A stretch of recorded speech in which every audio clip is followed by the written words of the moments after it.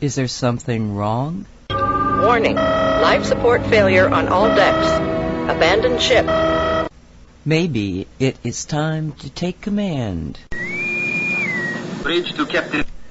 Join Jan Moore and her guests as they discuss cosmic creating and the path to reclaiming our power as cosmic creators. Library computer, data being received. To go where too few have gone before.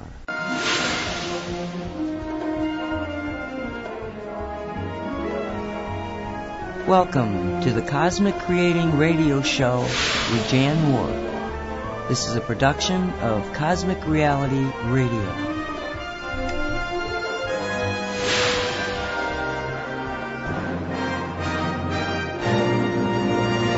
Okay, so welcome to the Cosmic Creating Show, and it's Cinco de Mayo, 5th of May 2018, and I'm your host, Jan Moore, known as The Success Alchemist, and you can find me at thesuccessalchemist.net.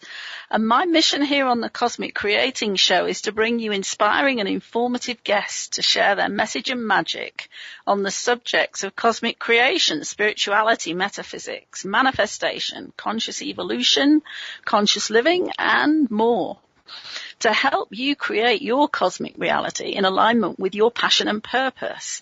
And I'm delighted to introduce this week's special guest, Claudia Davis, who is not only going to be a really interesting guest, but she's also a dear friend of mine as well. And we first got to know each other around about the time of the Festival of Enlightenment, and Claudia was there at the festival, and we've been friends ever since. So I'm really happy to have her with us today. And just to introduce Claudia briefly, over the last 26 years, she's been an artist, author, speaker, and healer. She spent this time refining her gifts in shiatsu massage work, crystal healing, and other therapies. Her Cherokee heritage led her to being a lifelong student of Native American traditions and the study of the Mayan Calendar. All these teachings have given her the ability to be open to spirit or hollow-boned, which means she's a clear and open channel. And with the direction of the archangels and her spirit guides, she has the ability to painlessly clear binding karmic contracts. This includes clearing lifetimes of karma, personal pain, and other emotional issues that no longer serve you. And I'm really excited because Claudia, in the second half of the show, is actually going to do a clearing live on the radio.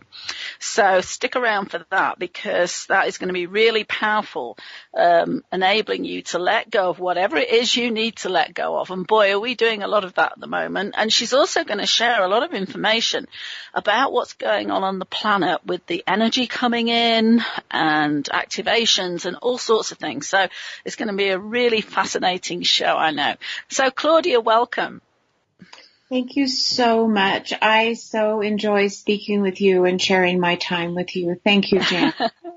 Well, thank you, Claudia. The feeling is mutual, I can assure you.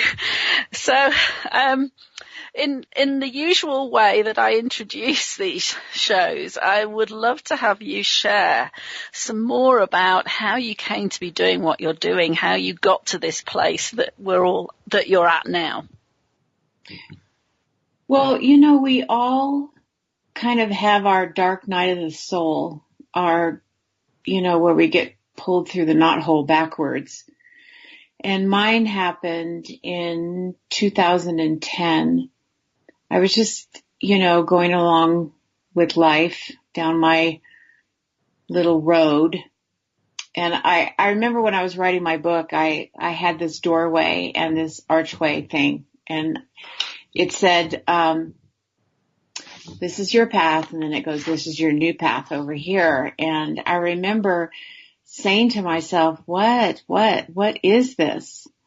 And so it happened, even though I was already had a lot of modalities under my belt and had worked with a lot of people, I was so distraught over the healing crisis. And I know that a lot of practitioners say that it's okay, people have to go through it, but I had worked with so many rape victims and sexual molestations and stuff. For them to relive it was just, I thought, extremely unnecessary.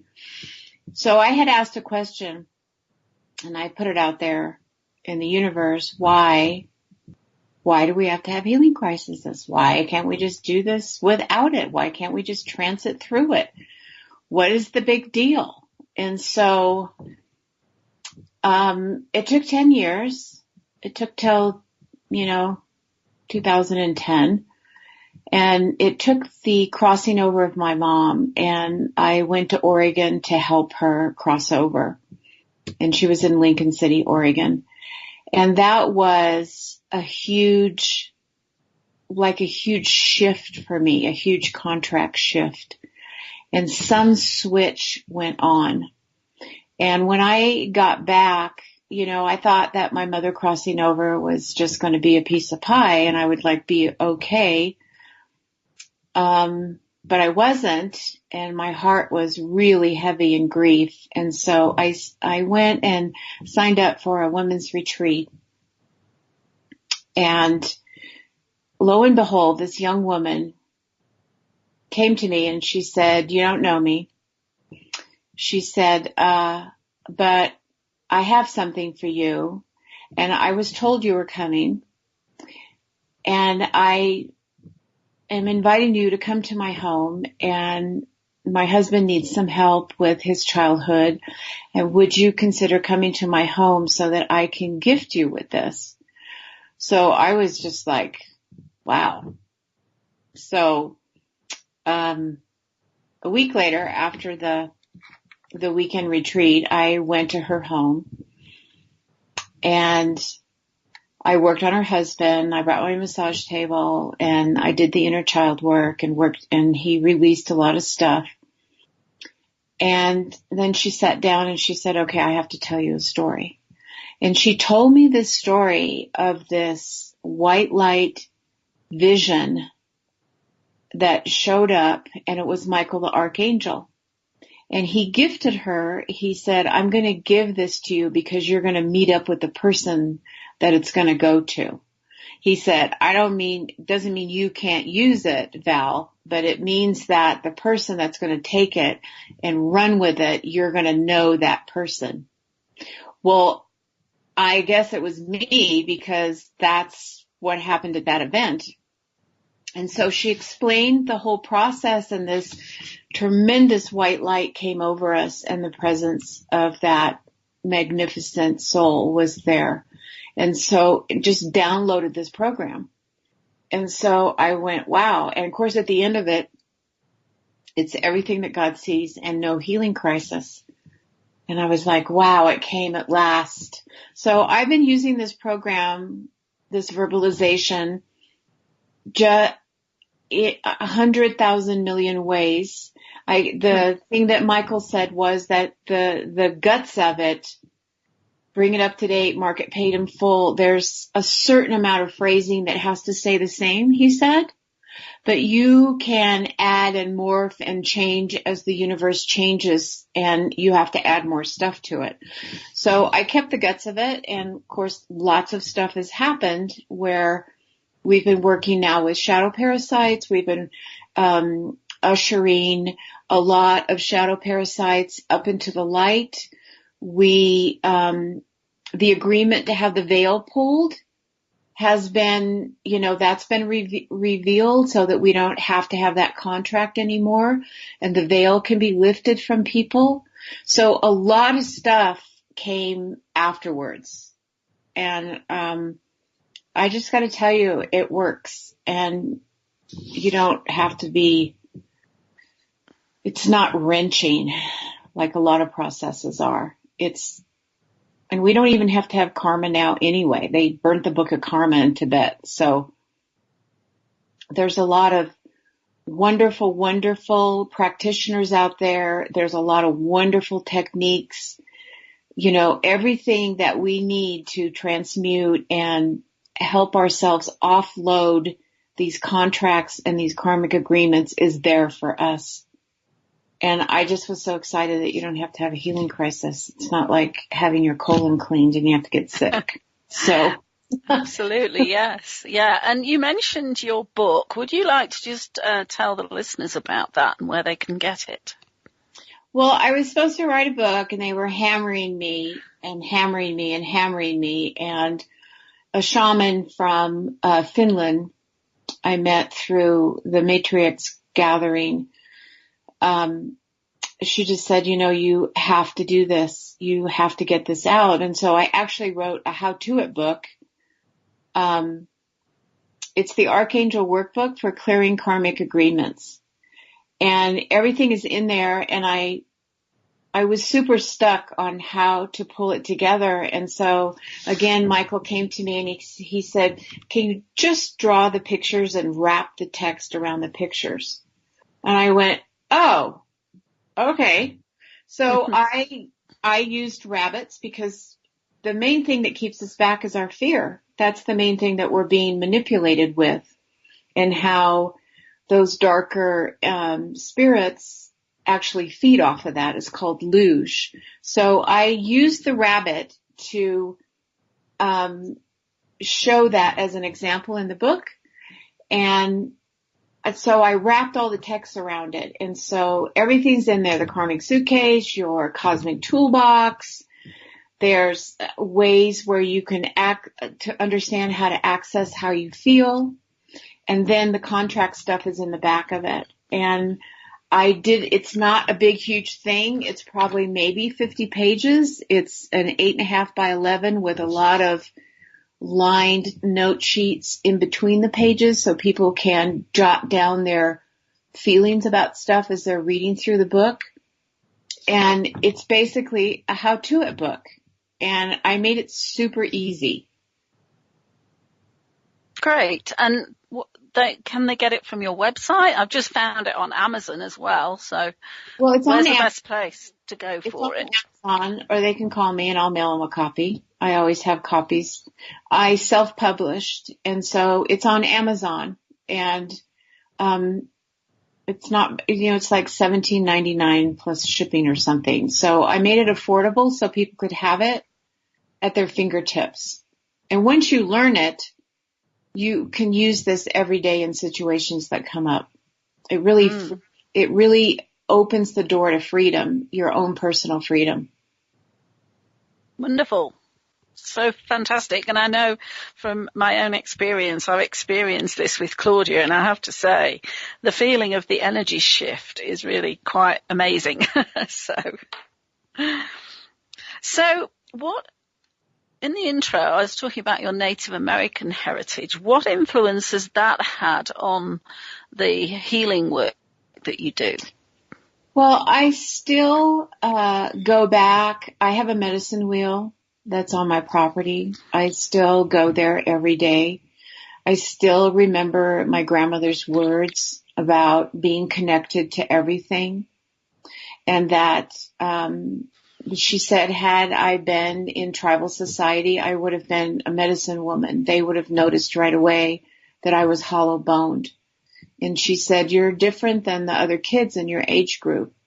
And so there was a lot of ceremony, that she handed down to me. And then I just took the ball, and whenever I could go sweat or whenever I could commune with other medicine people, then I would go do that. And the shaman part came later with Jerry Sargent and Star Magic, because he literally taught me about the shadow parasites and how to work them and bring them into the light, and how to pull up the quantum field and access that energetic field looking at it. He also shared of how to activate the geometry, and that's actually all we are, is just this divine geometry. We're part of everything. It's such an amazing illusion to be here in third dimension, because the way that our brain works, we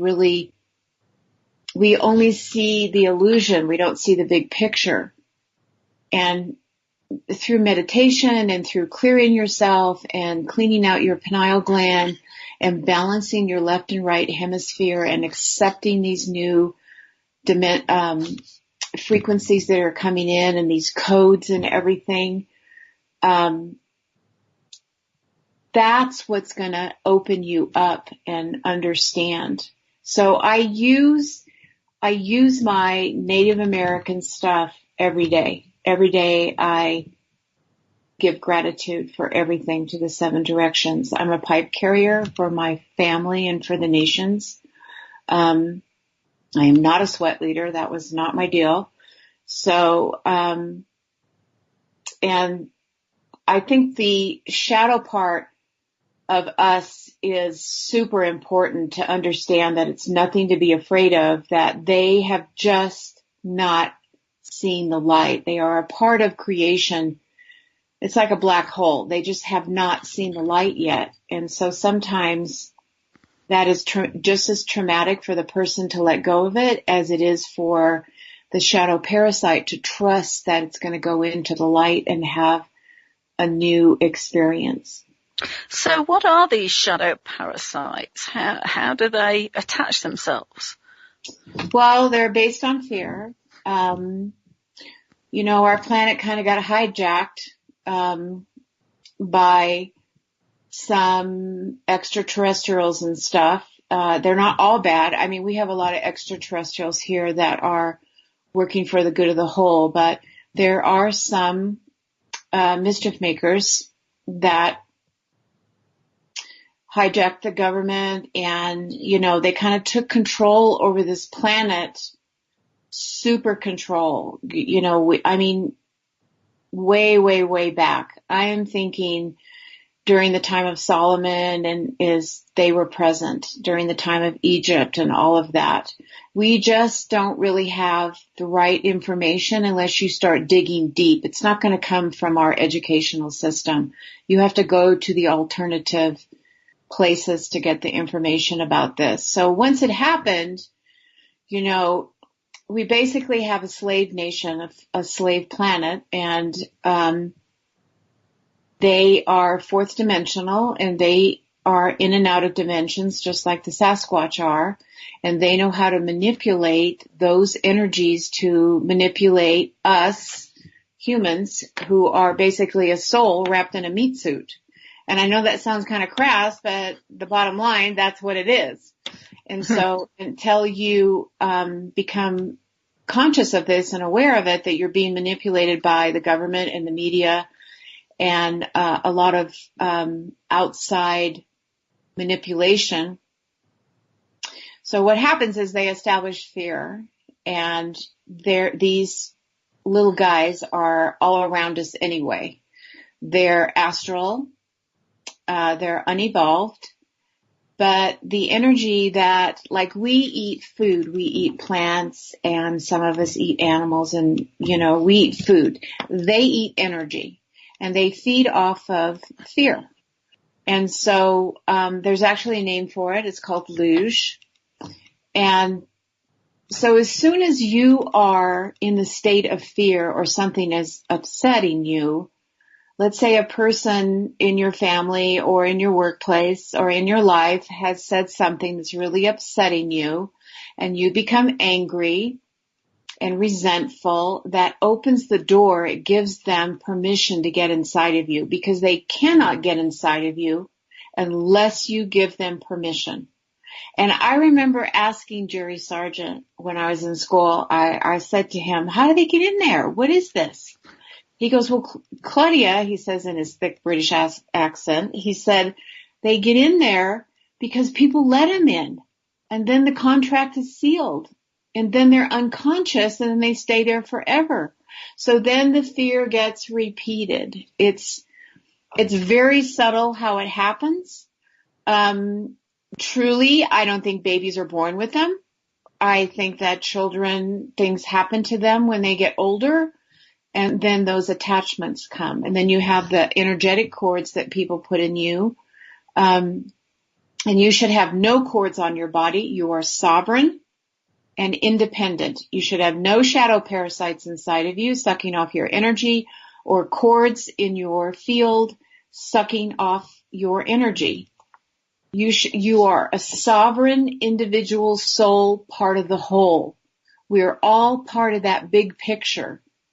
And that's part of that illusion that has been kept from us forever, that we're actually this part of God. We're part of consciousness. We're those little sparks. We're all part of the big spark. We're just a little spark out there having this experience and sending it back, the information back to consciousness. So is it not inevitable then that we get these shadow parasites? Because, you know, the ego of the personality is fear-based, and isn't it inevitable that at some point we're all in a state of fear to some degree?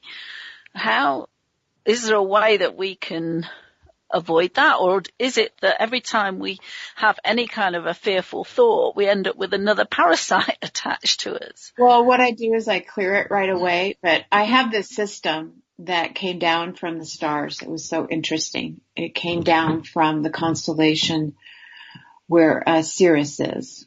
And so those warriors, one day I was talking to them, and they said, okay, look, this is what you got to do.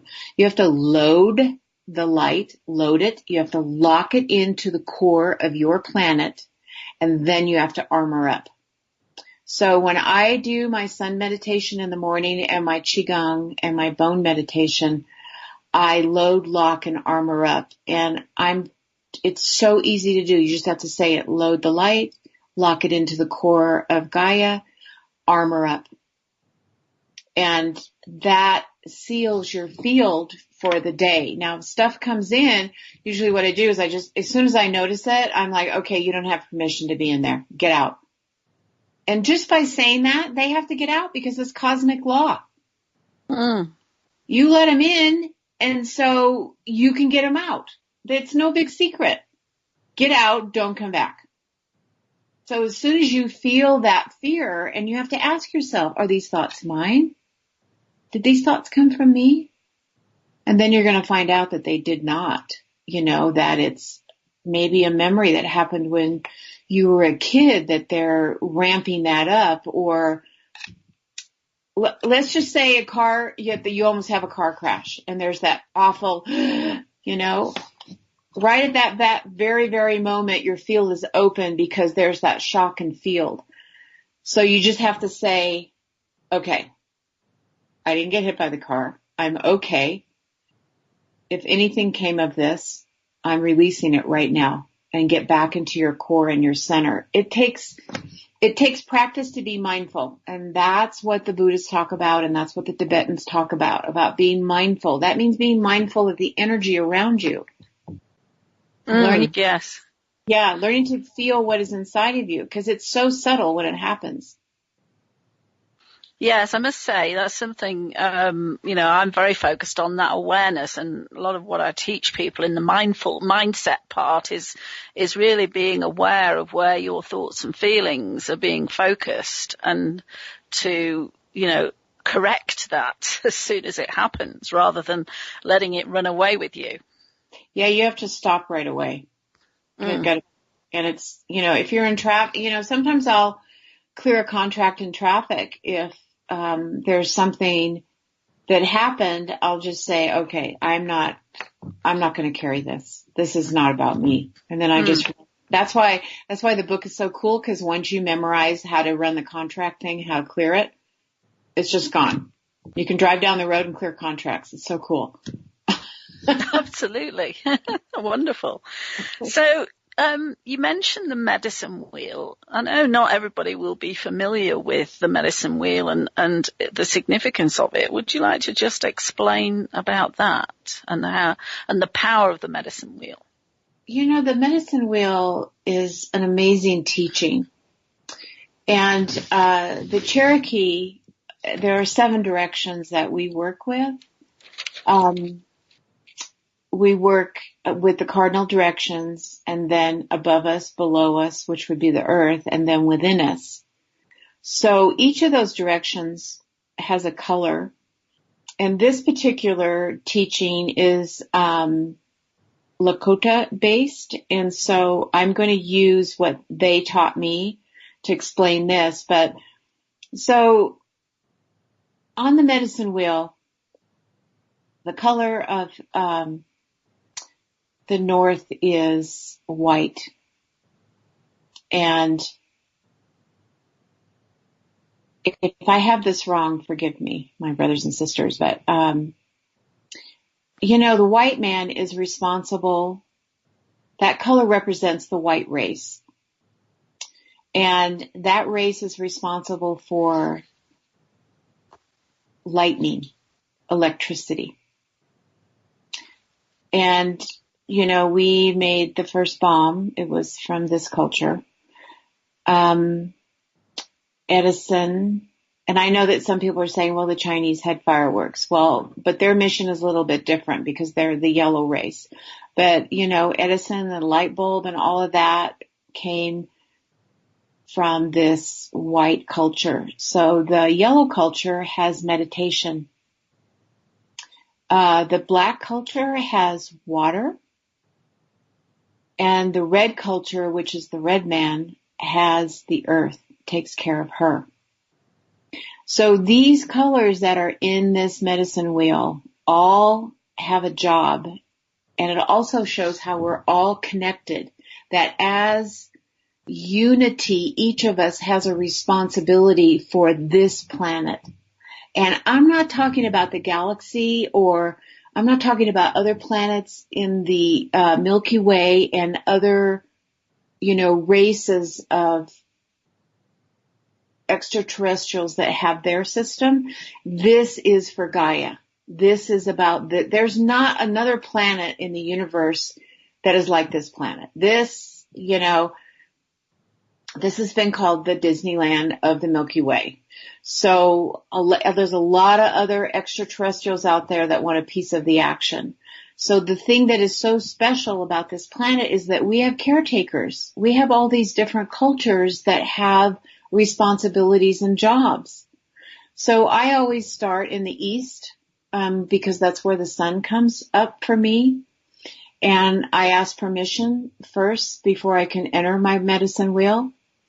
And then I go in there and I always have tobacco and I have sage and I do offerings to the 7 directions. And these medicine wheels are so powerful. It's like having a labyrinth in your backyard. It's the same kind of mindfulness. And I just travel from the east to the south and I do my prayers and my giveaway, and then I go to the west where the bear is.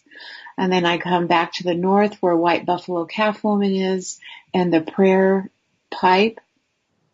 And then to the east where the eagle is. And my friends in the south, the little hummingbirds and the coyotes. So to just do that prayer way every day and have a little tobacco and face the sun. And you can set it up, like I use a compass. I'll go get a bunch of rocks and I'll start with a big rock in the center for the creator, for creation. And then I usually have string or the compass on my phone or the compass my grandma gave me. And I take string and I line up those 4 directions to northeast, south, and west.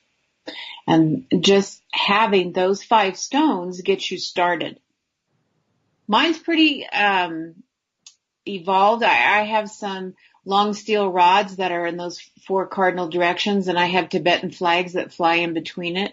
I've actually had people look over the back fence to see what all the Tibetan flags are about. But that, I chose a tree stump for the center core of it. So it's where you can take small rocks and you can do it inside your house. You can get a tray and put sand and put these little rocks inside of your house and set up a medicine wheel. So it is a prayer way. It teaches you mindfulness. Before I went to England to go to school, I had walked by my medicine wheel and I looked down, and there in the south was a great horned owl feather. And I was like, what? Where did this come from? And so then I went and got my daughter and I go, did you put that in there? And she goes, no, Mom, I did not. But she said, I did see it there yesterday, but I knew better than to touch it. So I went and got that, and I literally started doing some really deep research about the owl, because when my father died, a great horned owl sat on a stop sign, and I saw it. And 2 months later, my father had crossed. And so I had some fear around that I had to work with it. But basically, it's transformation. And that's what that message was telling me. You're going to go to England and all this stuff is going to happen to you. So, and it did. It was so absolutely right on. So do I have that owl feather in my cedar box, in my little box with my sacred feathers? Yes, I do. Yes.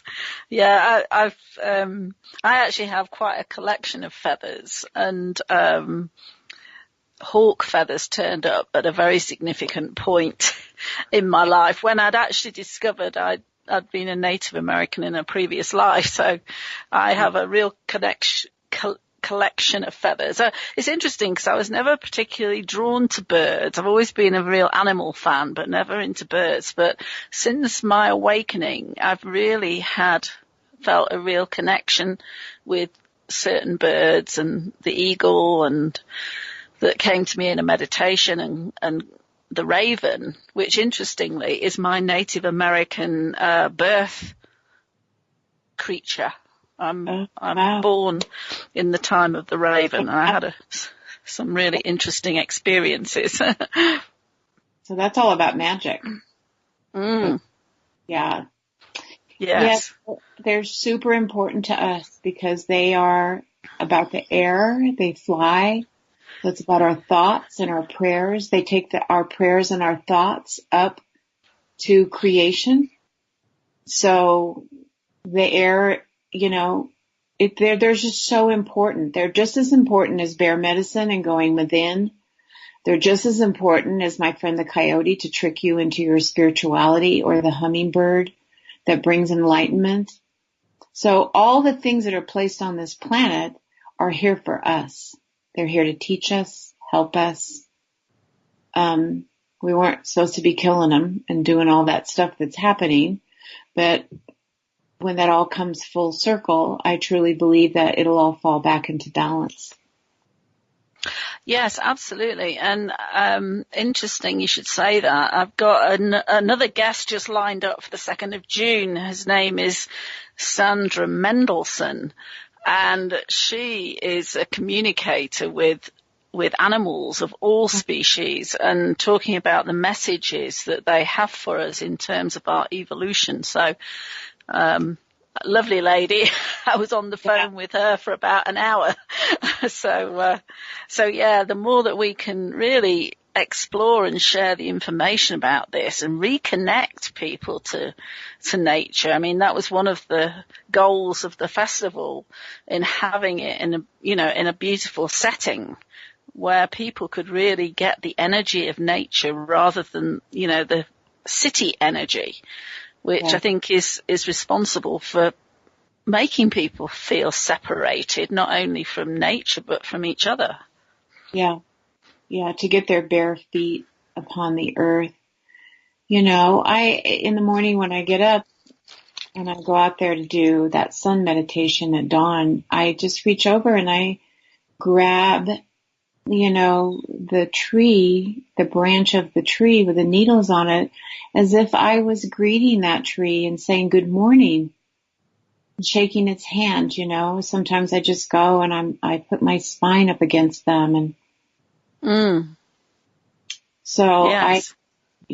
And those are the things that we're teaching our children now, is to be out there, and a lot of them come knowing already and open that they can talk to the trees, they talk to the birds. They're using telepathy to talk to their cats and their dogs. So we have some very special children that are being born right now that come full. Their pillar of light is all light. They don't really even have a chakra system. It's not broken into sections. They're just pillars of light. I have a granddaughter that's that way. Wow. Yes, things are certainly changing. And talking of children, I just wanted to pick up on a point you mentioned earlier about the inner child. And I know there are processes for healing the inner child, but I'm not really familiar with what the process actually is. Can you explain it? Well, sometimes we react to things that were left over from our childhood. And some of it could be past life, but I find a good 95% of it is how we were raised in our current incarnation. So, if something happened to you during the growing up process, because the way it was when you were born, those chakra systems developed along with the kids as they grew up. And so when certain things happened during certain stages of development, especially if it was distorted energy, it kind of gets stuck in there. And then that particular age, that particular event that happened at that age actually gets stored and stuck. So when you're an adult and a similar situation comes up, and then you have this trigger. And a lot of us, when I started clearing that stuff out, I didn't even know, where that stuff was coming from, or why was I reacting that way? Why was I reacting to abandonment, Yeah. Which is a big one. It's a big one for a lot of people because parents don't come with a manual on how to do it. And so there's a lot of kids, have a lot of abandonment, especially in my age. I mean, I'm 71. I was born in 46. So we had the whole Donna Reed thing going on. And, both my parents worked and we were latchkey kids. And so there was a lot of that in my field. And so when I'm working with someone and I'm interviewing them and talking to them, I can actually see where that is stuck in them. And so what I do is I literally run the contract for that to release it. And I try and work with all of the children at once so that it's like a clean slate. And we don't really have time and really don't have to go through all the details of each and every event. And so I just clear it. I just bring those children up and I run the contract, and any distorted energy that has been in there is released into the light without a healing crisis. And it just releases them from this burden of having these, they're almost like subconscious memories, and they only come up under a triggered situation. And a lot of them are fear-based, I got to tell you, because a lot of kids, their parents kind of didn't give them the golden path because they didn't have it. And it's not, I'm not blaming parents. I'm just saying that's the way our culture has been. It was the old spare the rod and spoil the kid kind of thing. Yeah, and I relate to that completely because, my father left when I was 7 and I never saw him again. And that was a very significant time for me. And not only that, it was interesting. And I can't remember who said this, but somebody said when you lose one parent, you actually lose them both because the other one is so preoccupied with survival, which certainly was the case with my mum. So, I not only lost the father, but also any kind of attention or validation from my mum. Yeah, and if a sibling dies, then you still lose both parents because they're in grief. Yes. It's the same kind of scenario because there's the grief process. So whether it's a divorce or a person, loses a brother and sister, and then the parents, often a child dying in a marriage, the marriage doesn't survive it. So then it's a real double whammy for the child who is left, Yeah. Yes. So not only is there a death, he lost his sibling, but then the parents got divorced because they couldn't handle it. And so there's all this stuff. I mean, there is incredible stuff inside of us. If you think about from conception to 20, how much can happen in 20 years to that one human being is incredible. Absolutely. Yeah. And that's one of the things about our evolution, isn't it? And it's about what's going on at the moment, I think, as well. People being really pushed to release all this stuff that they've been carrying, or that we all have been carrying. Yeah, we have to clear it out. It's, that energy has to be able to flow through our geometry easily. And if there's emotional pain in there, it ricochets around like a ping pong ball. So the whole idea is to clear out your tube, clear out your column, clear out everything. And right now it's kind of interesting because we're working on activating the DNA for the soul. We've been working on for the last 5 years the activation and bringing in new DNA for the physical body, because even that is being changed to be able to hold the frequency that's emanating from the great central sun and from the core of the universe. So there's all this geometry that's being activated. The DNA is being activated. The DNA that's been asleep.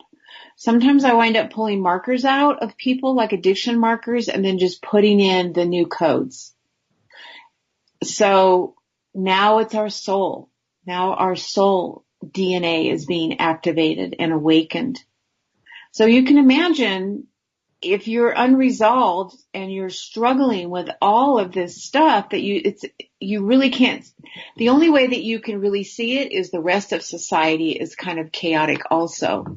So if your life is chaotic and it's not really super peaceful, if you can keep yourself cleared out, then you will be able to at least have that place inside of you that is still and quiet, and you can get out into nature.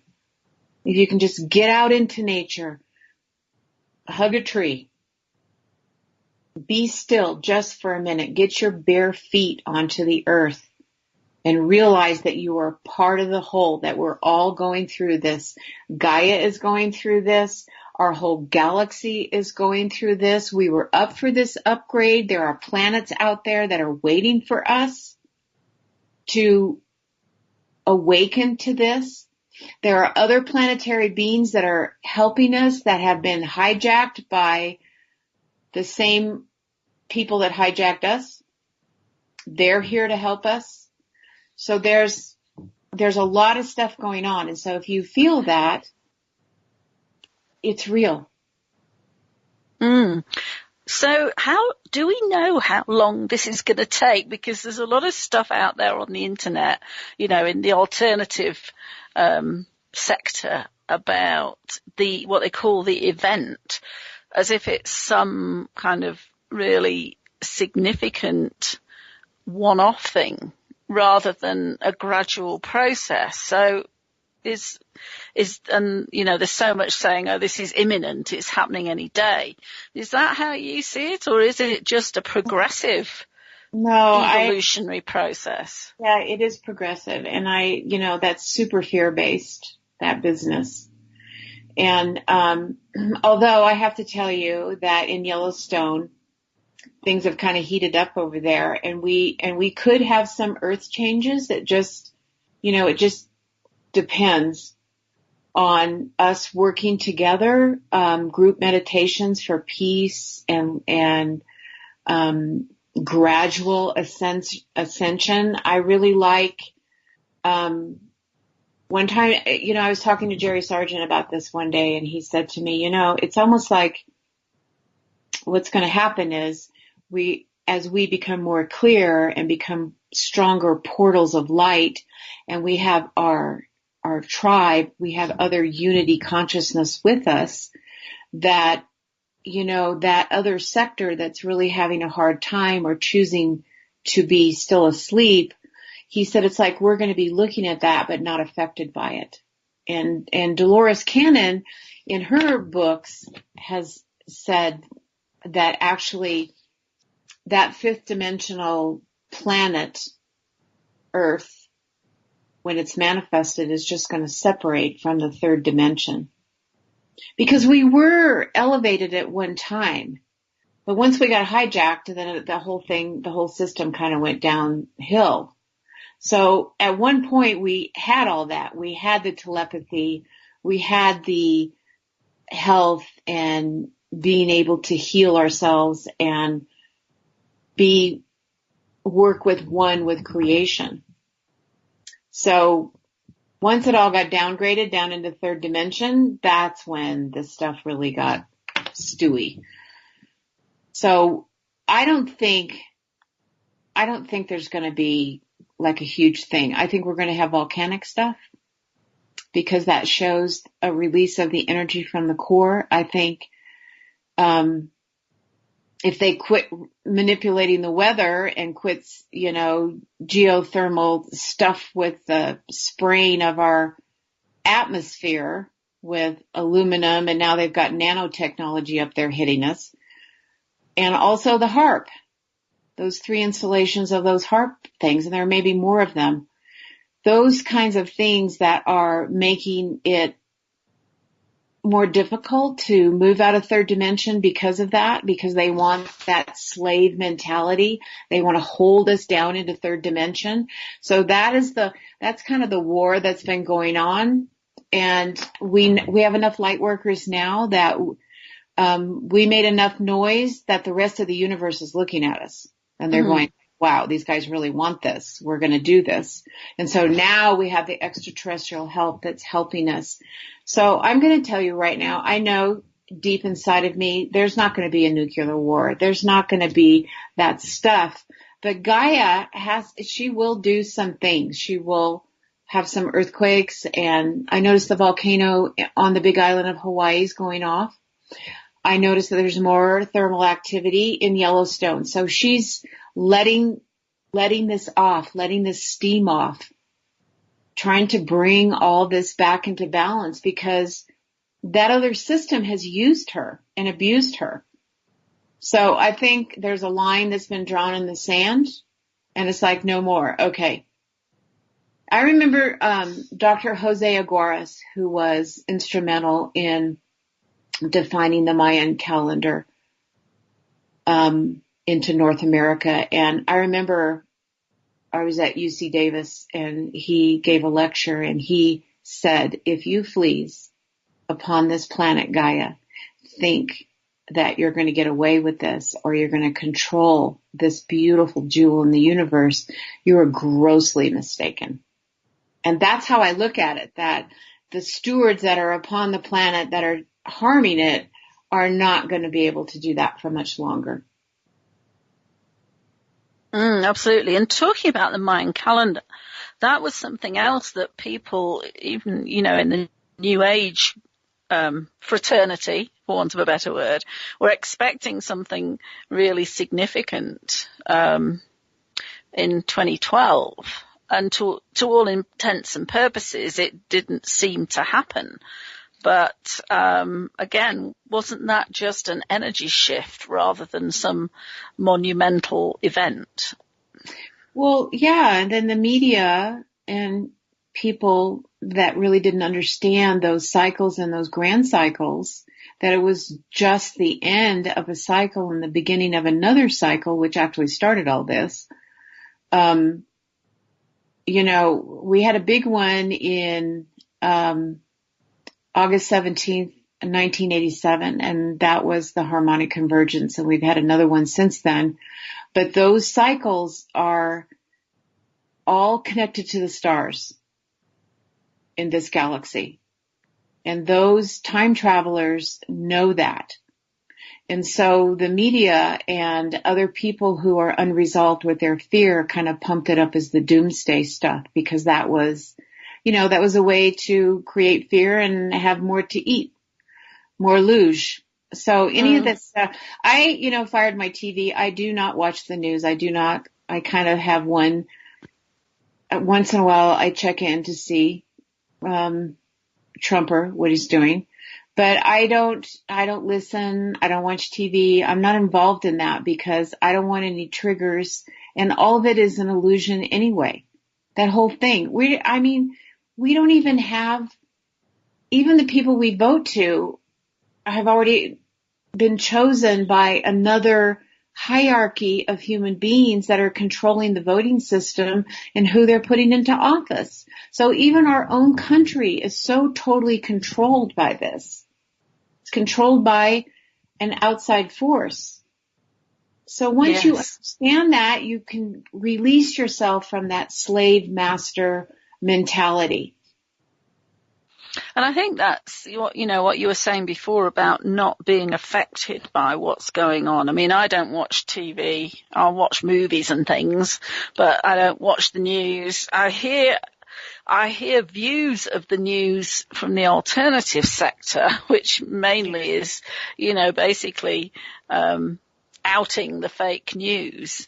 But also, it's interesting. I think one of the benefits of that mindfulness and that consciousness shift is, for me, it feels like, well, that doesn't apply to me. I don't live in that dimension anymore. I mean, obviously I'm still here in 3D, but I don't allow that fear mongering to get to me, It's over there in that other world. It's insidious. I had to go get some shungite big pyramids, and I ordered them off of Amazon. They actually came from Russia. But that shungite I put on top of my Comcast internet access, and that shut the field down, and it stopped any negative stuff coming in through the internet anymore. So I really, it works for me, and I just think that that's the most amazing stone ever, that shungite stuff. Well, of course, you're preaching to the converted here because, of course, Nancy's network, Cosmic Reality, her non-profit, is all about getting shungite out to the masses. So she's, we're all definitely disciples of the shungite power. Yeah, it's, I wear it. I make sure my family has it. If they don't have money to buy it, I buy it for them. I had a grandson buy us all our little astrology sign on a slab of shungite to wear. It was probably the most amazing Christmas gift I ever got. God bless him. Mm-hmm. And that is, here's this person 17 years old doing this, right? Oh, I know what I'm going to give everybody. I'm going to give them shungite. Brilliant, yeah.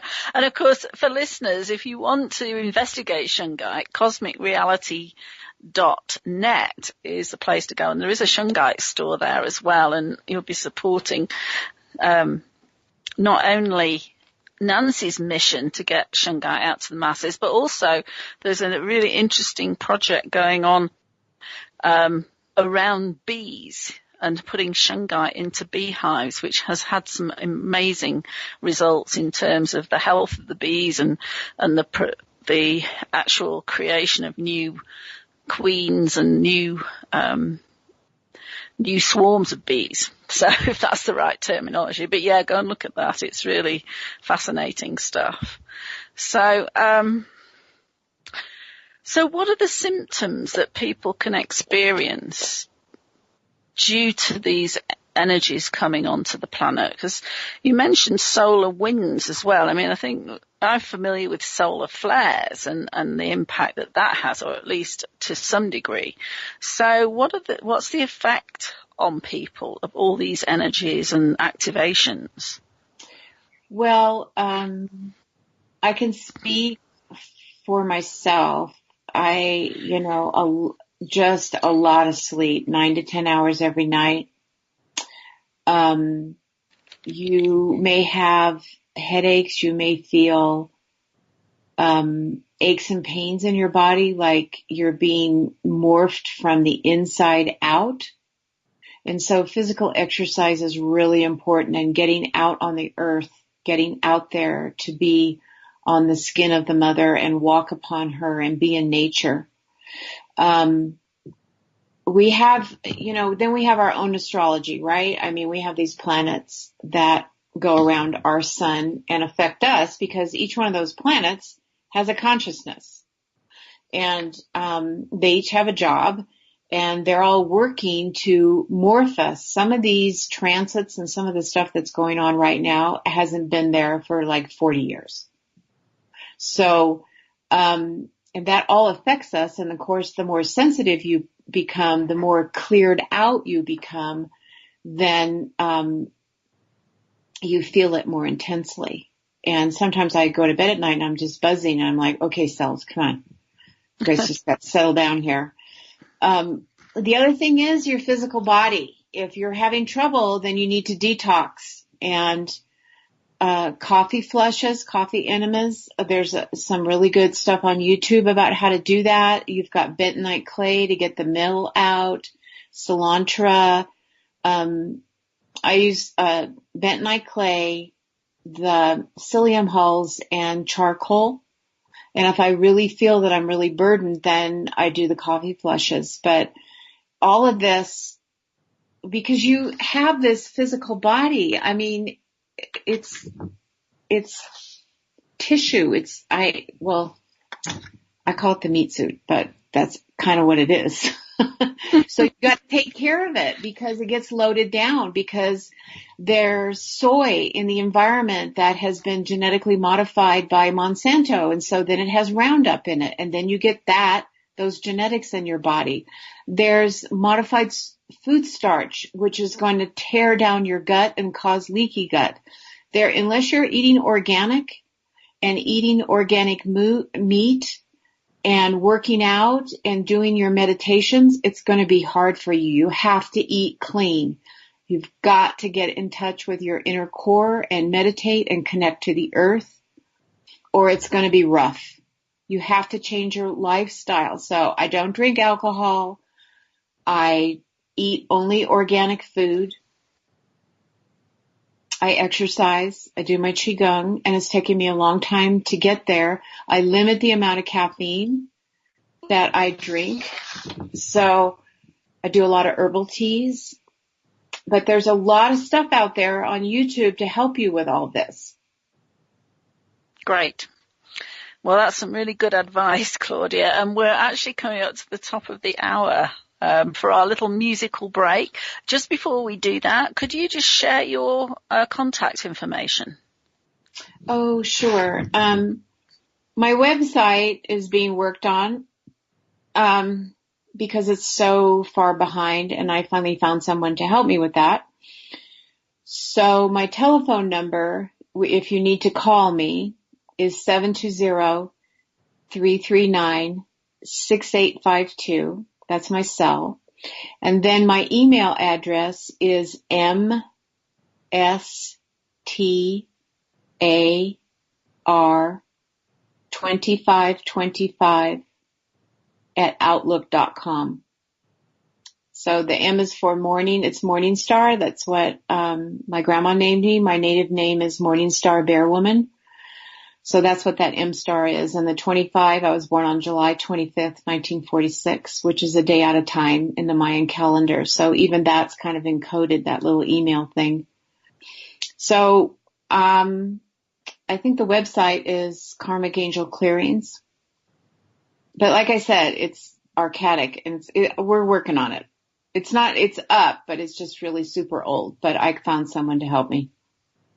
Excellent. Okay, well, thank you for that. So I'm just going to hand back over to Colleen, who's producing today, as Nancy's not around, just to play some music. So over to you, Colleen.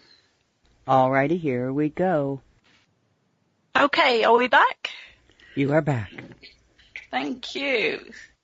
So welcome back to the Cosmic Creating Show. My name's Jan Moore. I'm the Success Alchemist at thesuccessalchemist.net. And I have with me today my lovely friend and special guest, Claudia Davis, who is going to do a really powerful clearing with us in this second half of the show. And Claudia's been sharing a lot about her background as a Native American heritage and the power of the medicine wheel and the activations that are currently undergoing or in progress thanks to the energies coming in from the universe. So, Claudia, welcome back. Thank you. I'm here. Good. Well, that's a relief. Okay, so would you like to start the second part of the show with the clearing? Sure. I would love to do that because I love to do it. I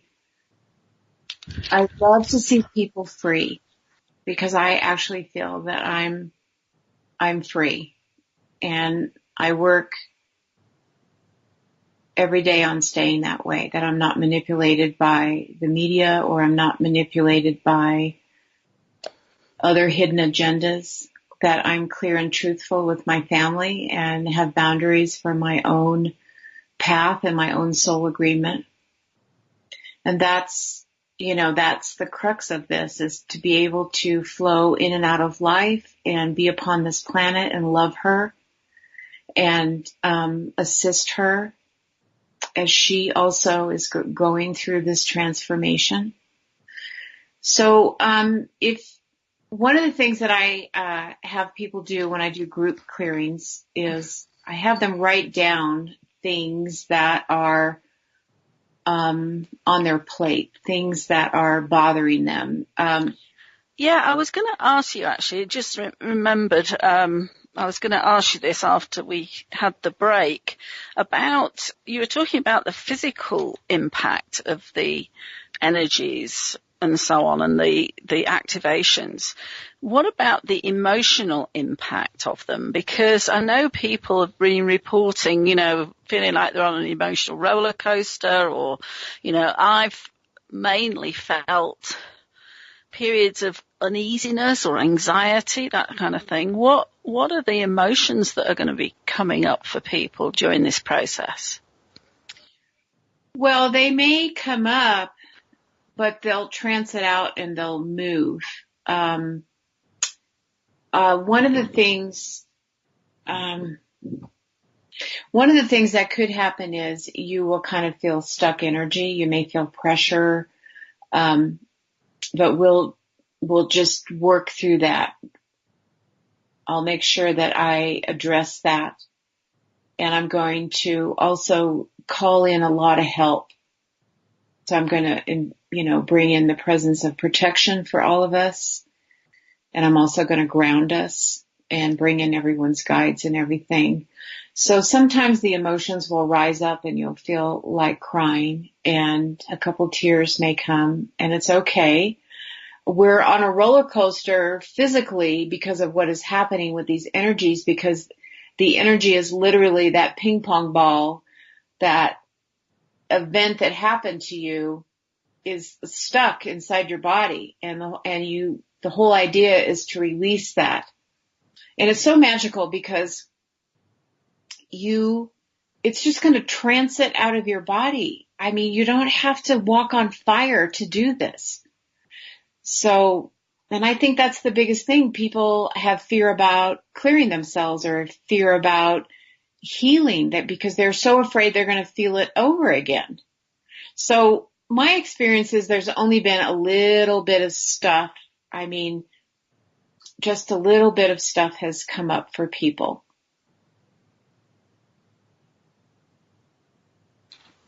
Right. Okay. It's not going to be, I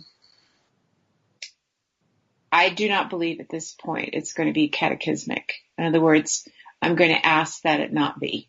That it just yes. No healing crisis. Right? I'm going to ask that it transit out. Great. Okay. Well, over to you. The floor is yours. Okay. So I want everybody to just kind of take a deep breath. Just take a deep breath and breathe all the way down into your hips. Another deep breath. Just breathe deep, breathe deeply. Feel that air in your lungs. So I'm going to call in my higher guidance. I'm going to call in each and every one of you, that I love you all so much, and that you're going to be safe, and all of this is going to be okay. So each and every one of you, I'm going to call in your guidance system, your masters, teachers, guides. I'm going to surround us in protection.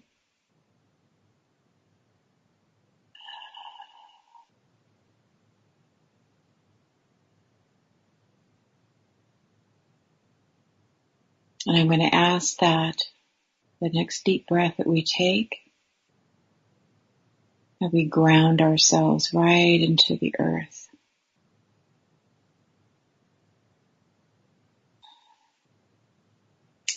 Now, I want to do this one small little activation to get us started. And so I'm going to activate and request through the star system Sirius that the top part of your internal Merkaba be activated, and that it spin clockwise. And this is the male principle. And so we're just going to spin that clockwise and awaken that and open that inside of you. Take a deep breath, spin that, spin it. There you go. And then we're going to go over to Orion. And we're going to activate the bottom part of this sacred geometry, this tetrahedron. And we're going to spin it counterclockwise.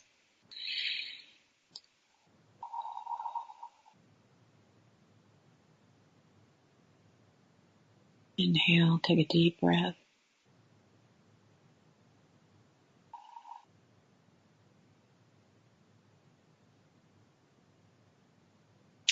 I'm going to surround us in Metatron's cube.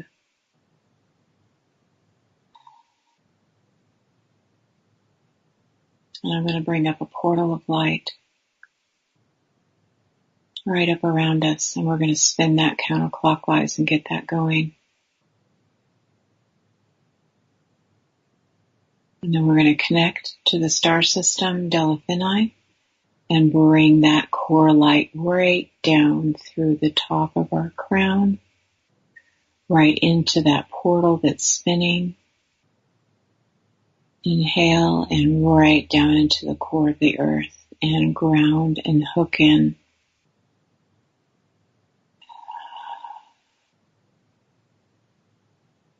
So we just spin all this and get it going. Spin it faster and faster. All right.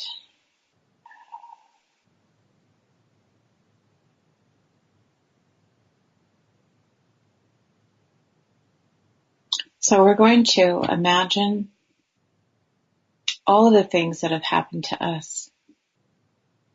If you want to take a few moments in this space to write things down, that's fine. But we're going to actually just ask that anything and everything in our fields that is distorted energy, whether it's in this lifetime or other lifetimes,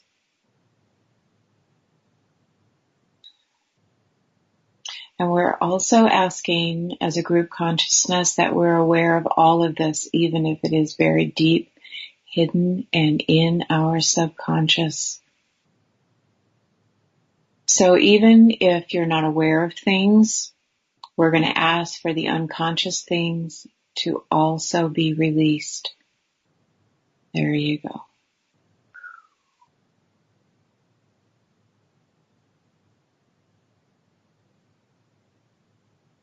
So inhale, take another deep breath and feel that energy.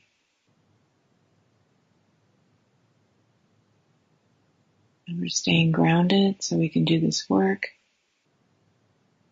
Activating the top part.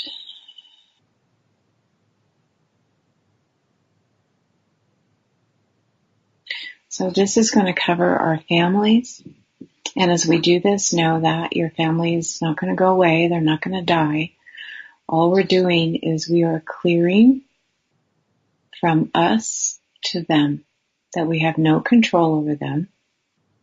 that we only have our own space, our own soul, and our own soul agreement. So we're clearing the field, and as we do that, it clears them. It frees them up. It doesn't get into their karmic record or anything like that, but it clears us to them. And so in doing that, they are also free just from any burdens that we might have placed on them through our karmic agreements with them.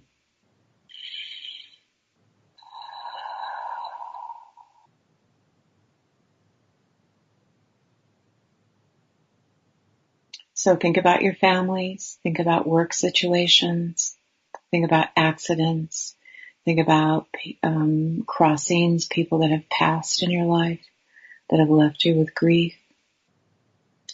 Think about all of the things that are out there that trigger you through fear and anger and shame and guilt, all distorted energies. Just think about that.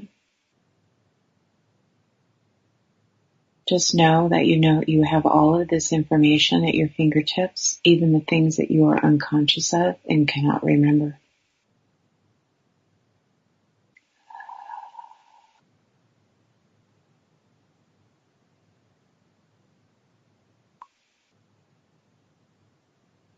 So all these agreements that we've had, whether they're in this lifetime or if they're in other galaxies with other star systems, with other lifetimes there.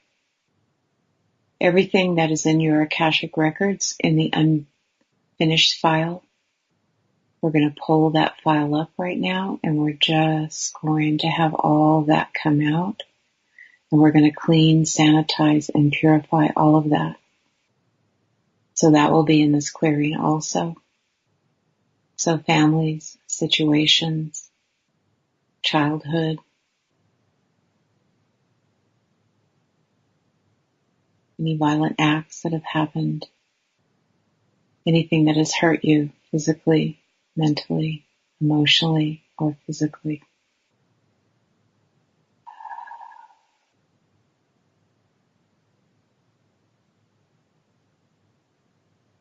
So this karmic agreement that you've had all of your life and other lives and everything that is surrounding it, any distorted energy that is coming at you from anybody in your life that is affecting you physically, mentally, emotionally, and spiritually.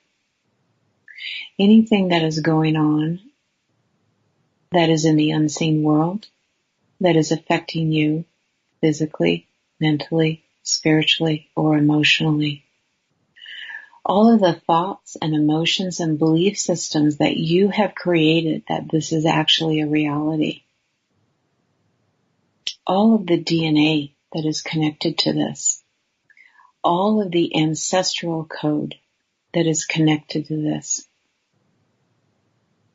So from your parents to your great parents to your great great great grandparents, to all of your siblings, your cousins, your aunts, your uncles, everybody in the neighborhood, anyone in your life at any time that has worked distorted energy against you as a mirror, and it went inside and it hurt you mentally, physically, spiritually, emotionally.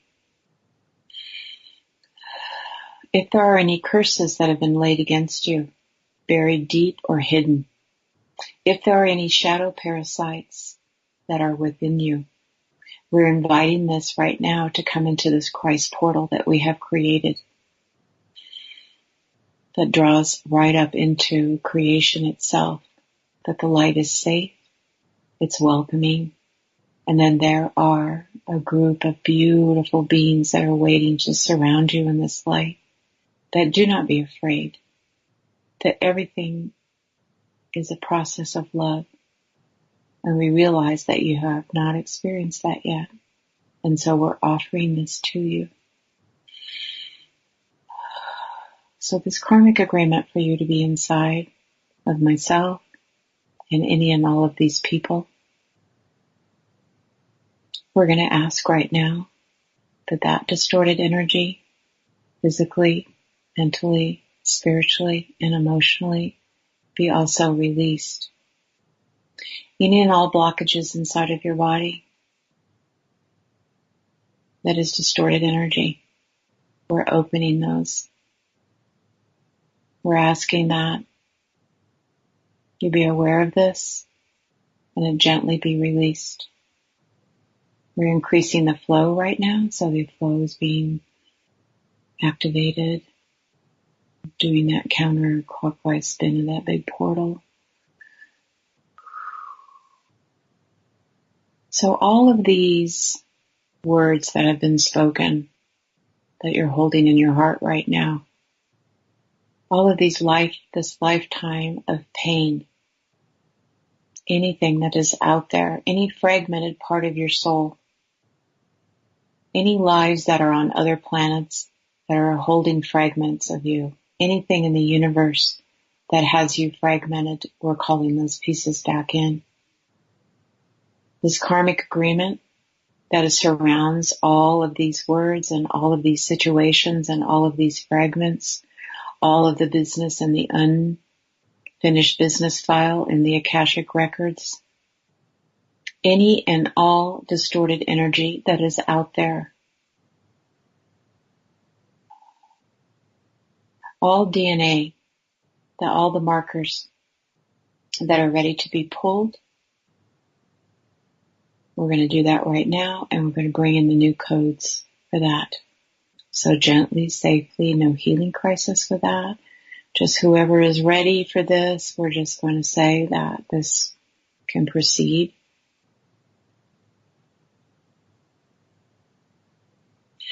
This karmic agreement surrounding everything that we have spoken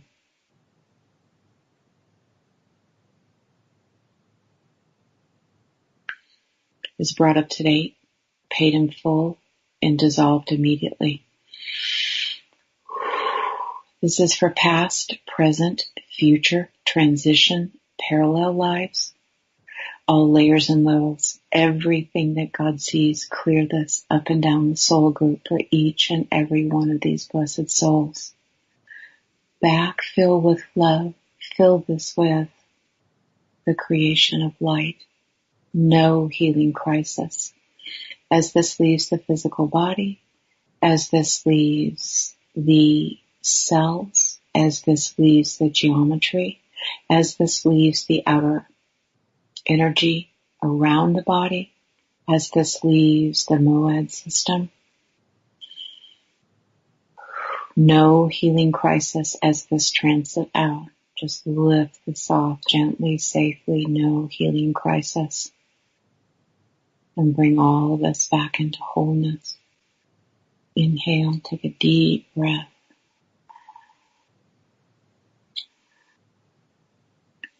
To all inner children, may you come forward and know that you are protected, that you are in a safe place. All of you come forward. This karmic agreement that you have had, you blessed children, to hold all this distorted energy. Anything that has hurt you mentally, physically, emotionally, or spiritually, at any time, anywhere, at any place, in any dimension. This agreement for you to hold this is brought up to date, paid in full, and dissolved immediately. This is for past, present, future, transition, parallel lives, all layers and levels. Everything that God sees. Clear this from these children. Everything that God sees. Up and down the soul group. Fill with love. No healing crisis for these children or for the adults. No healing crisis. Just let this light come in and just move all that up. Any distorted energy attached to it, just come on up into the portal. There you go. There you go. I'm just putting you guys back so you can morph. There you go. all shadow parasites that are ready to be released. These blessed people that are here listening, we're going to say that all shadow parasites, all distorted energy, God bless you. And we're just going to lift you gently, safely, with love up into this portal of light. And know that you are light yourself. You just haven't experienced it. And send you back to God's graces.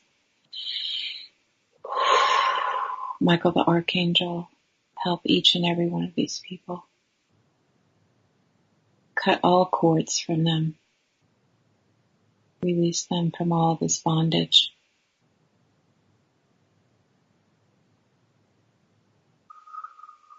Just hang in there, you guys. Don't give up. I have a lot of energy coming in right now. Here we go. Just release all this. Cutting all cords, all shadow parasites.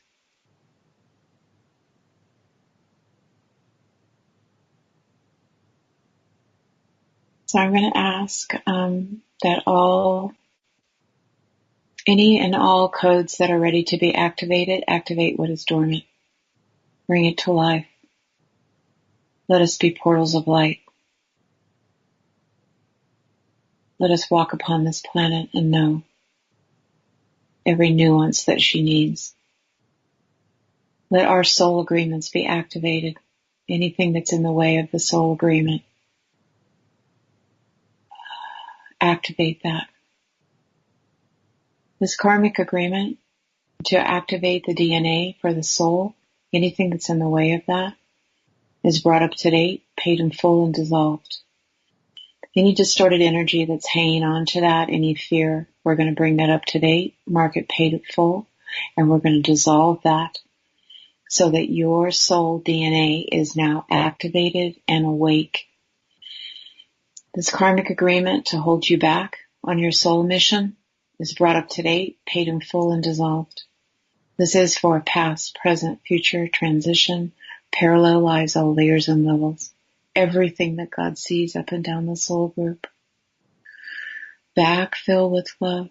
No healing crisis as this transit happens and evolves. No healing crisis. No healing crisis. Backfill with love. Let our hearts open and flower. We are sovereign. We are a tribe. We are here. We are here for this event. We signed up for it. We know our mission.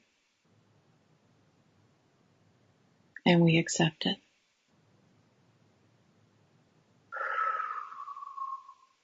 I'm going to bring each and every one of you. I'm just clearing the fields a little bit, just bringing up your quantum fields and clearing the energy. Just kind of brushing any residue right back up into the portals. Inhale, take a deep breath. Clearing the portals. There we go. Just clear everything up and ground.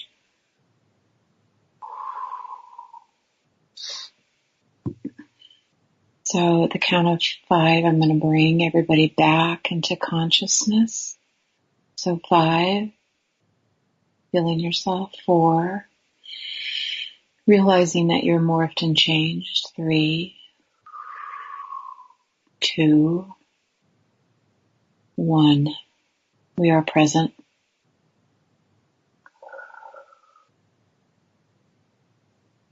Inhale, take a deep breath and ground. Take your tree roots and just ground into the earth. There you go.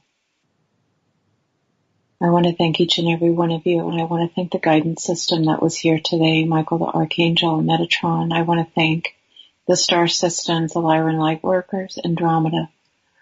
I want to thank the beings, the light workers, the Council of 9 from Sirius. I also want to thank my special brothers and sisters from the Boots constellation, from Bevacon. I love you guys. Thank you so much. I love each and every one of you. Thank you so much for being present for this. We are all blessed.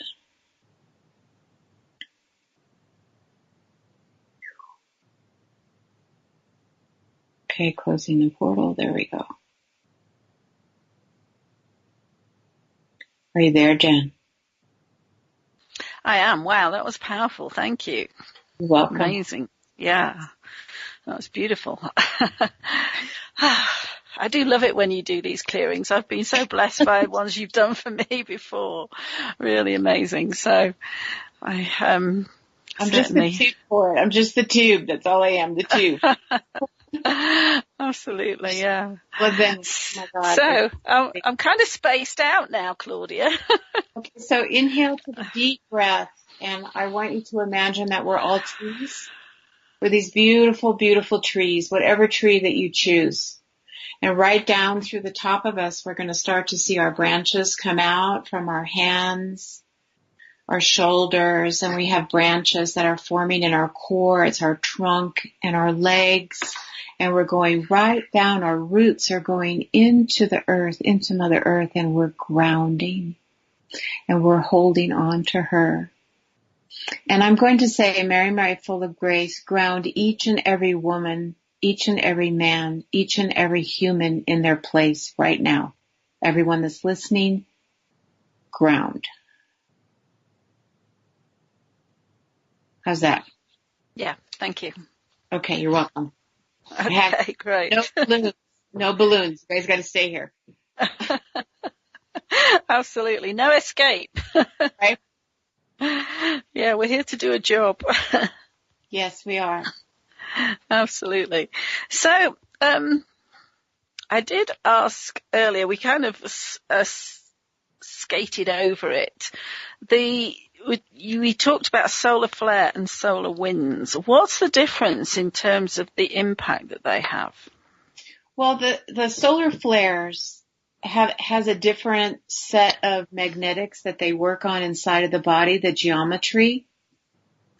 And the winds are an upgrade frequency is the only way that I can explain it. It hits a different part of our geometry.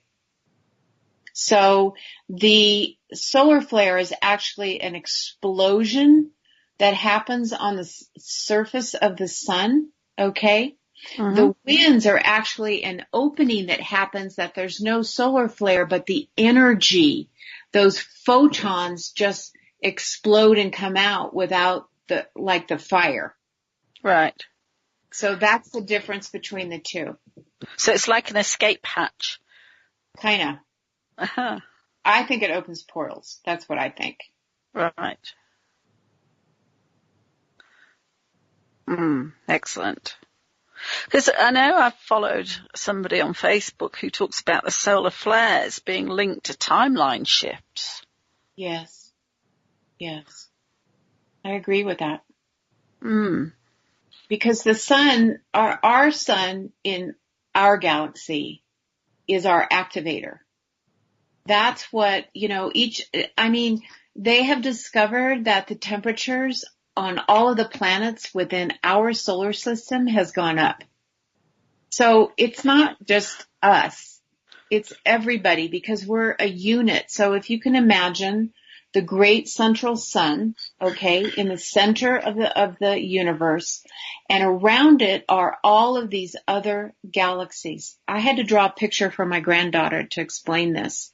So I'm going to do the best I can of what they showed me. So just picture a big, huge sun, bigger than anything that you could ever imagine. And around it is all these other solar systems. Like our solar system has the Milky Way. And we're kind of on the edge of the Milky Way, which makes us a little bit more yummy because we have this portal that they can jump and go anywhere in the whole universe from our portal. So that's why Earth is so strategically been fought over for so long. But so you have the great central sun, and around it orbiting are all of these other galaxies. Now, all of these other galaxies, a lot of them have been through this upgrade, and they are more evolved than us, okay? Because they have had this ascension. They have been in this photon band.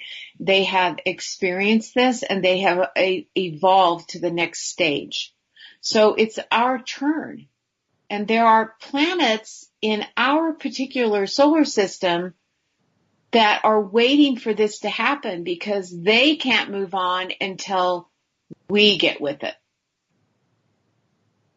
So that's what's happening in the big picture. Did I answer your question? Yes, thank you. Yes, interesting. So,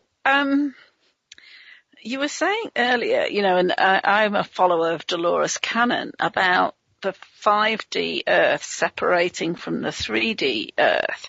How is that going to work in practice? I know a lot of people that are in relationships or families where, they may be on the ascension path and awakened, but other members of the family or connections aren't awakened.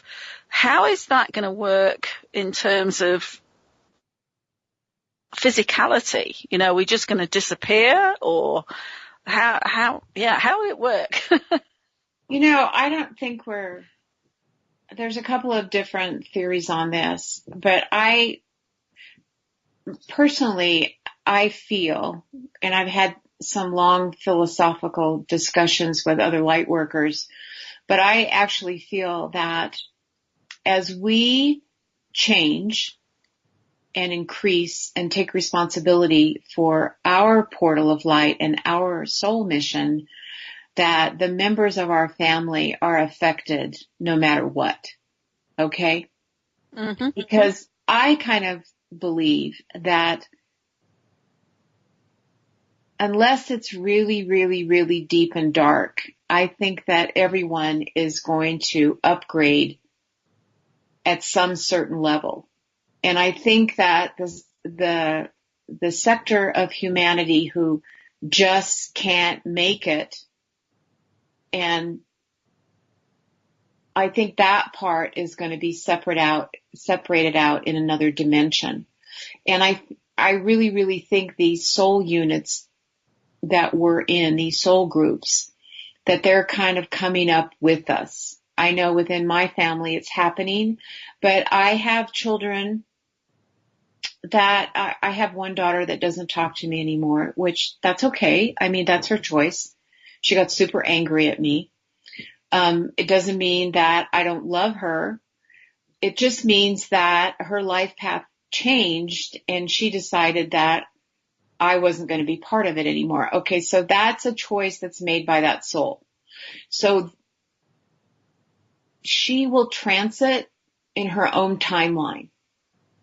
And I think these timelines are going to be established to help these people that aren't quite ready to get off the wheel of reincarnation and also the wheel of karma.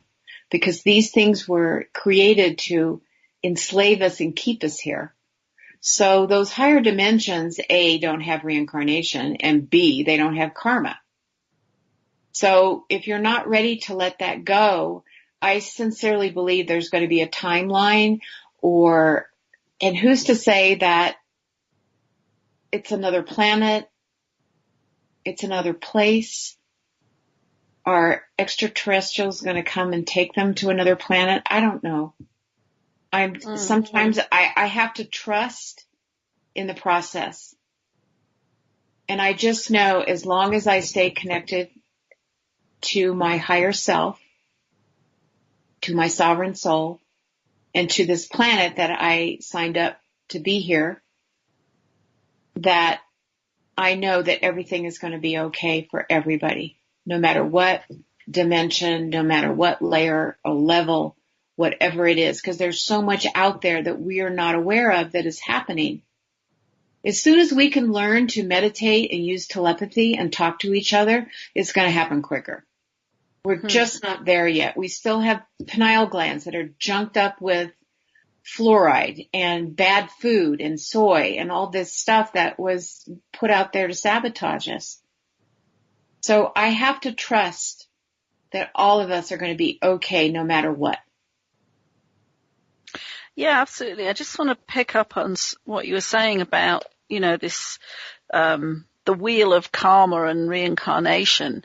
I did read a piece, and I can't remember the name of the guy he's actually got a whole blog on this topic, but basically saying that some of the material that's shared in the New Age community is actually from the dark side, and that this whole thing about, when you pass and you go towards the light, he's saying is a trap to keep you on this wheel of karma. Have you come across that theory?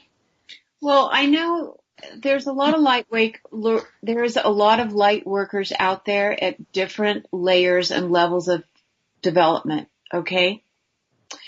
And,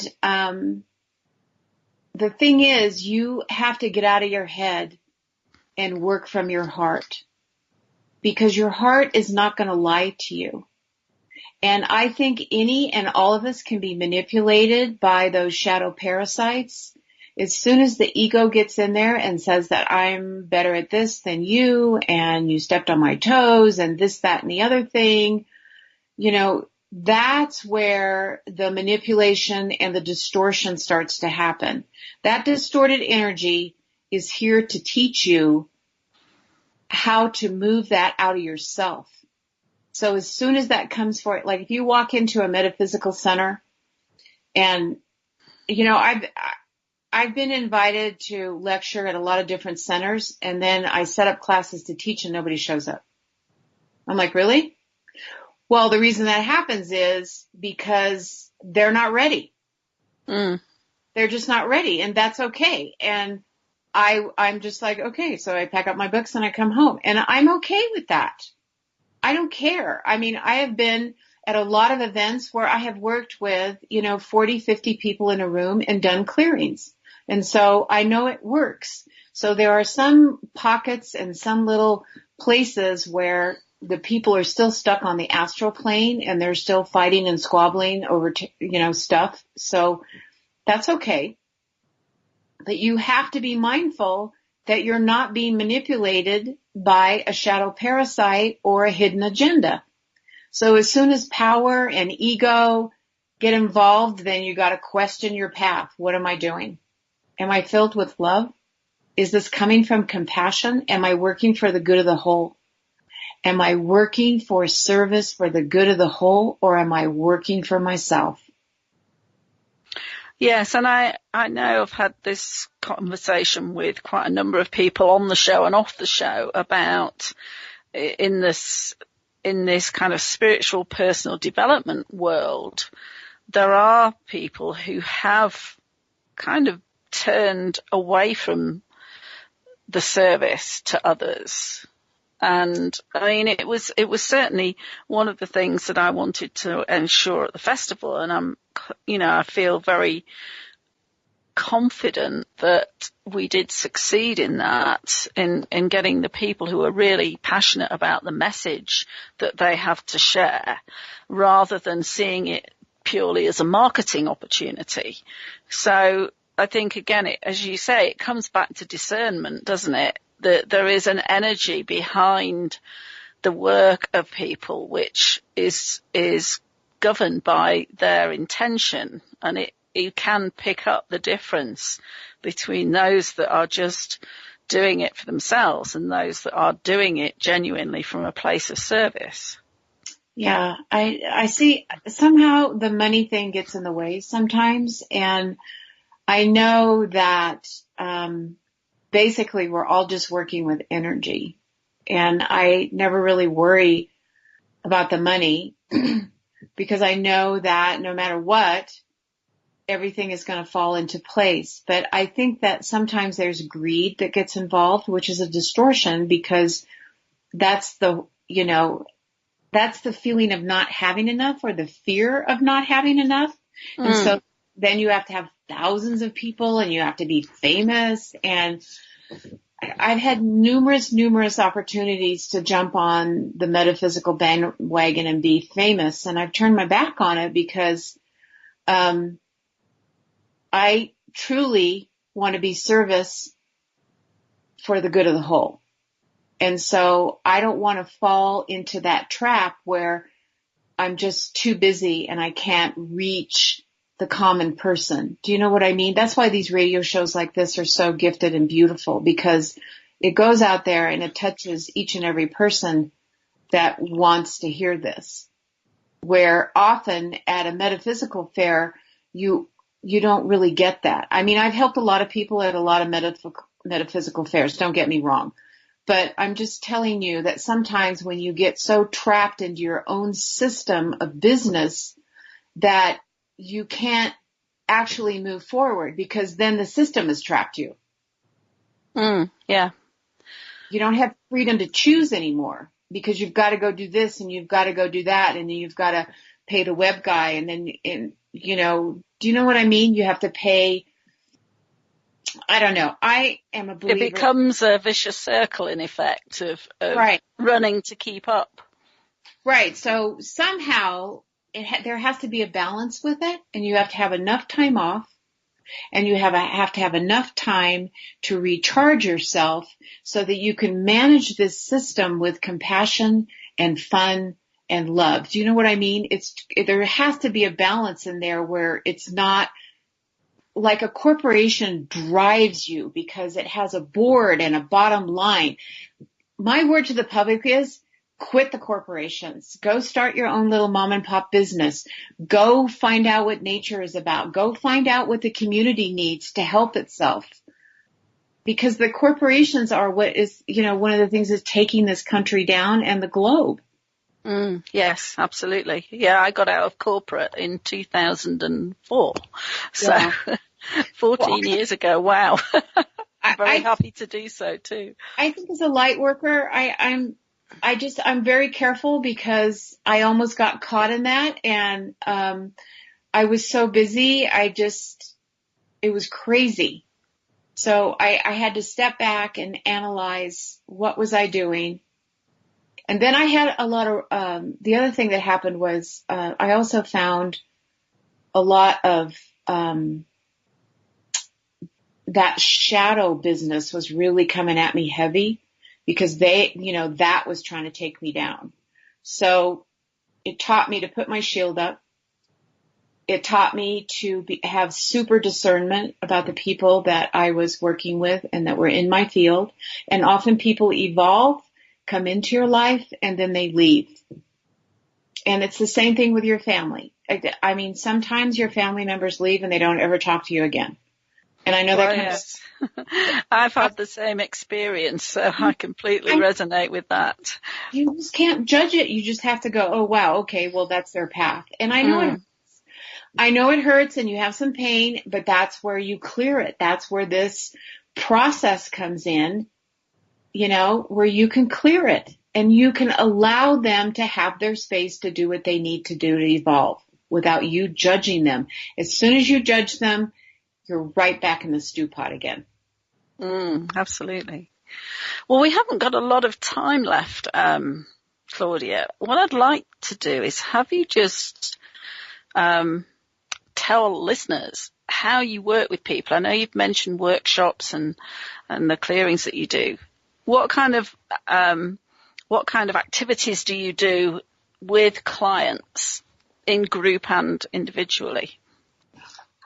I don't have anything going right now, only because my residence is on the market to sell, and I'm not quite sure where Spirit's going to put me right now. I just know that I'm up for a physical change. I was working out of Discover Your Spiritual Gifts in Denver, Colorado, Violet Rain's place, and I haven't signed up for any metaphysical fairs. I was considering Durango, but I'm not quite sure about that this year in September. So the best way to get a hold of me, and I promise you I'm working on the website, okay?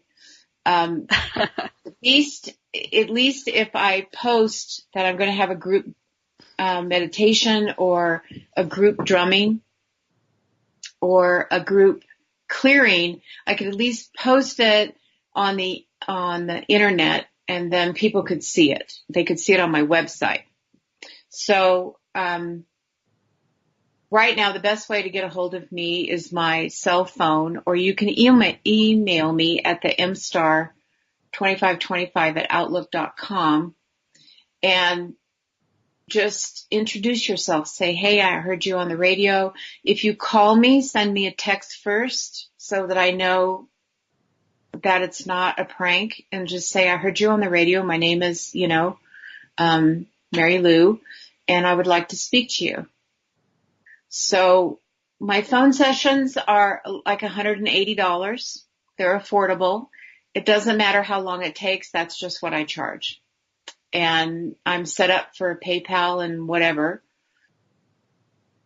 And I'm just as effective on the phone as I am with 40 to 50 people in a room, because you're just talking about the energy of it, the energy of moving what is out of you.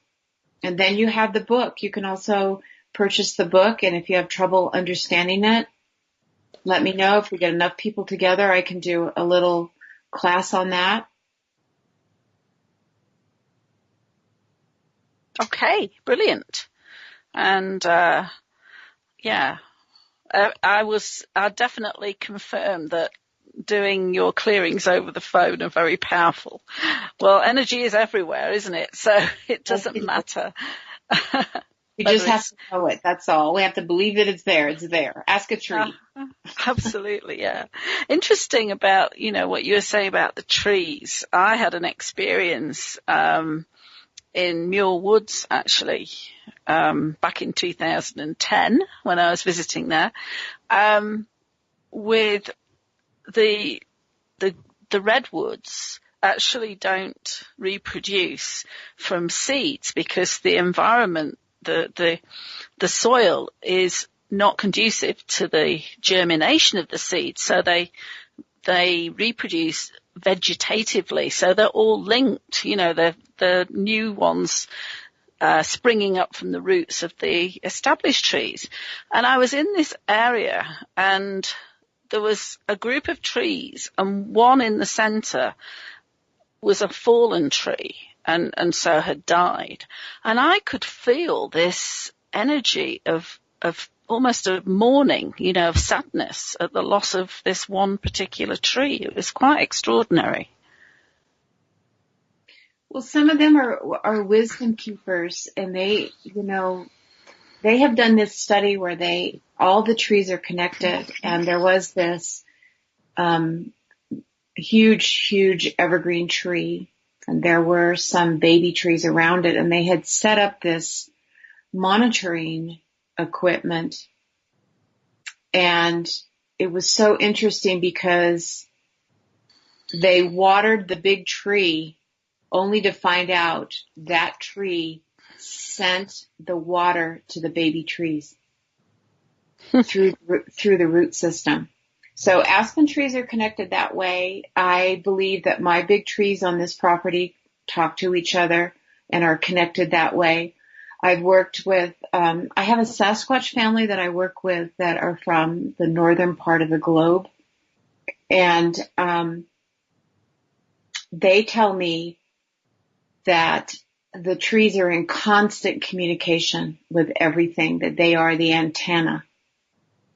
They are the antenna that talks to the rest of the trees all over the world.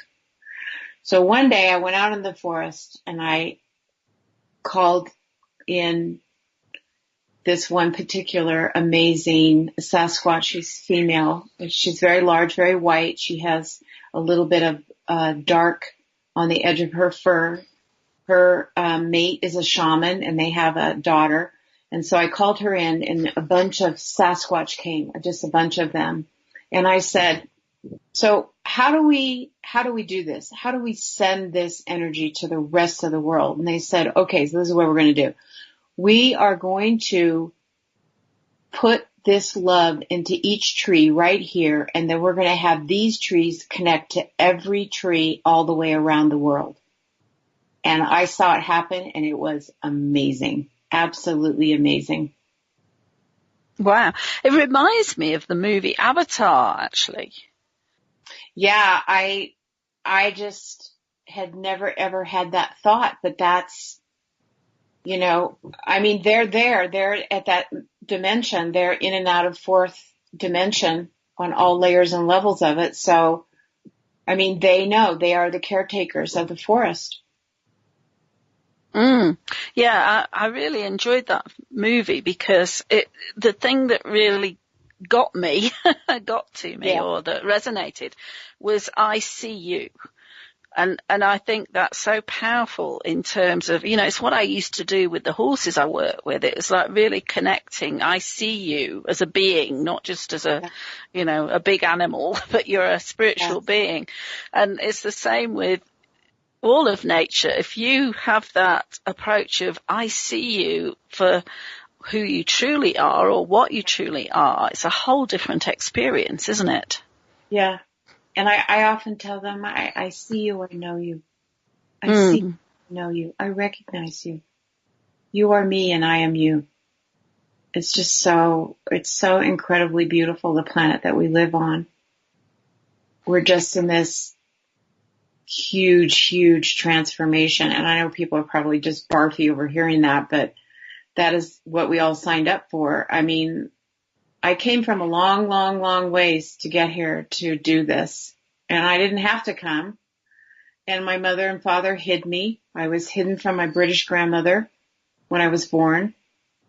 So I was hidden from all of that reptilian business. And I'm so glad that I'm still here because I get to watch everything that's going on. Yeah, absolutely. Absolutely. So when you say you were hidden from your British grandmother, and you're talking about the reptilian, are you talking about that element in Britain of the reptilians, or specifically your grandmother? No, I'm talking about the crown, and I'm talking about, that's a whole bunch of reptilians. They're 1,000 years old, and that's why the bloodline has been protected. And my grandmother was first generation here from Yorkshire. And she was pretty mean. And she was pretty mean to my mom. And so when my mother got pregnant after the war, my father was a pilot and came back from that war changed because I think he saw a lot of UFOs. And he just was never the same. But, they had kids. They had me first. But they never told her when the delivery was or anything. Only my grandfather knew. And I found the letter after my mother crossed over. It was in her satchel with her nursing picture, her graduation picture from nursing school at Oregon State. And in there was this letter from her father, and said, "Your secret is protected. I'm so happy to welcome my new granddaughter. I will not tell your mother until you're ready." Because she was, when I grew up, she was stinking mean. I knew there was something in that woman that wasn't okay.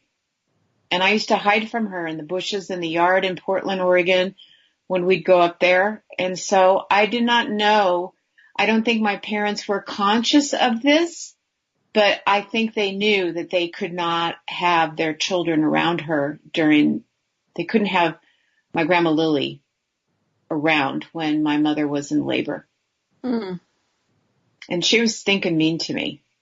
I got her back a couple of times, but I pretty soon disengaged. Yeah, absolutely.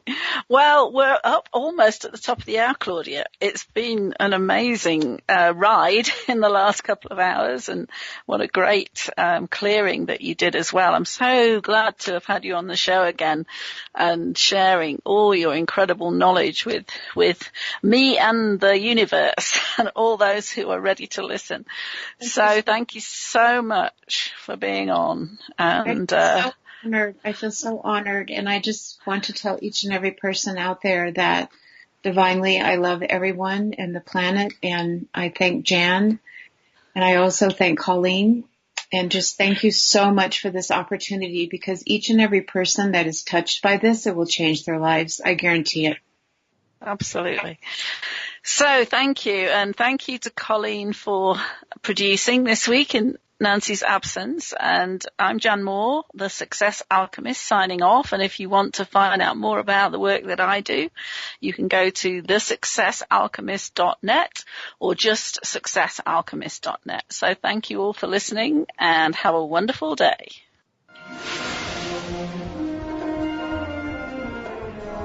You have been listening to the Cosmic Creating Radio Show with Jan Moore, a production of Cosmic Reality Radio. Live long and prosperous.